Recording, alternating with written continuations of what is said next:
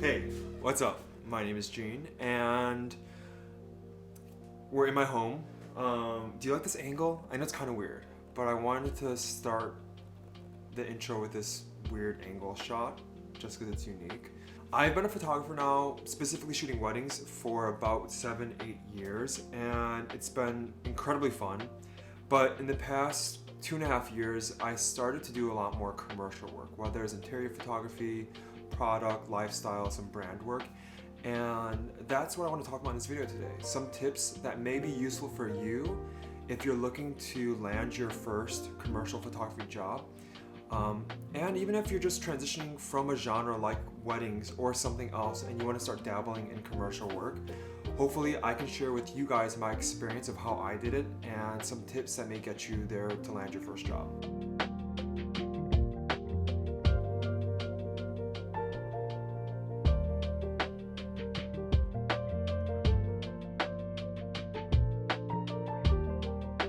Are you following so far? Cool. All right, so I just want to lay down 3 tips for you guys of how I went about booking my first commercial job and how I continue to book commercial work. And the first tip is to show your work, whether that's your portfolio through a website or your Instagram grid or YouTube videos or TikTok, whatever that may be, but you have to show your work. If you don't show any of your work, it's really hard for a brand or agency or business to hire you knowing that you'll actually create the work for them if you don't have anything to show. And it's kind of like when you're shopping online for clothes or even on Amazon when you're shopping for a specific item. If you don't see photos of that item, you're not going to purchase it. You just immediately lose trust in that product. I think it's the same that applies to commercial photography. As commercial photographers or just photographers in general who want to book more commercial work, you have to show that work. That means doing a lot of test shoots. That means that in the very beginning, if you want to do food photography, practice, create those photos for yourself. It may even be an investment on your end to buy certain gear or just to use your own time and resources to buy food and grocery and a lighting setup to do all those things. But you have to show your work, and that's the most fundamental place to start. And if you can't do that, it's just really hard to get booked for commercial work. So that's my tip number 1, is simply just to show your work.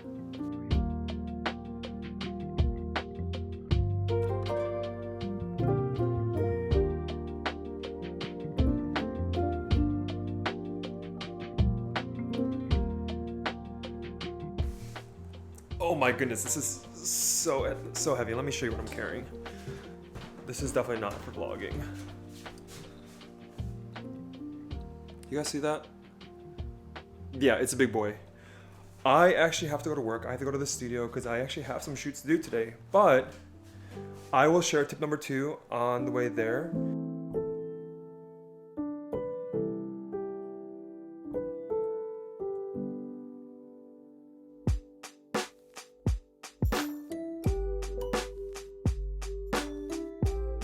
Low key, the light looks kind of great in the car right now. It's a very sunny day outside, but anyways, tip number 2 is to show what you're capable of. And what I mean by that is, I think it's okay not only to share your professional work, but to share your personal and experimental work as well. The things that you're doing to stay creatively motivated and where you're stretching yourself, because that doesn't always happen on the job. I think it's great to share that work on your website, on your Instagram, and just really show a potential brand or business or client the scope of your abilities, of your technical skills. That's tip number 2. It's to show what you're capable of, really flex your creativity and flex your technical skills and show that. Okay, it's actually really hot, so I will share tip number 3 when we get upstairs to the studio. So let's go.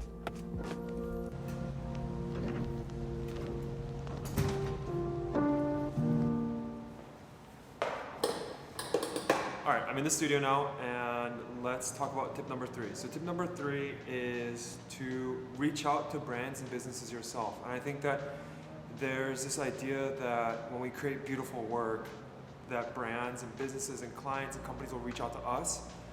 I frankly don't believe that. I think that happens sometimes, but the reality is that the majority of us don't have these incredibly large social media followings for businesses and brands to actually find us. And so that means that sometimes you just have to do the reaching out. You're the one who has to write the emails, you have to write the DMs, you have to reach out on YouTube comments, TikTok DMs, whatever that means, sliding the DMs. So much of the work that I've booked thus far in my commercial photography journey has been me simply reaching out to people. And when you reach out to one person, you just never know where that relationship can take you and what that one connection will lead, how that'll lead to another job.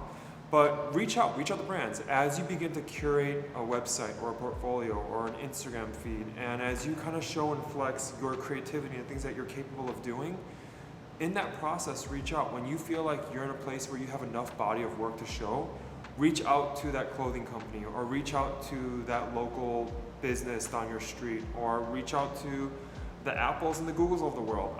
Whatever, like dream big. But I think that there's this, again, idea that the work will just come to us, and that's just, in my opinion, not true. I really think that we have to be responsible for getting the work ourselves, and maybe at some point in your career, as you go further down in commercial photography, brands and agencies and marketing teams begin to reach out to you.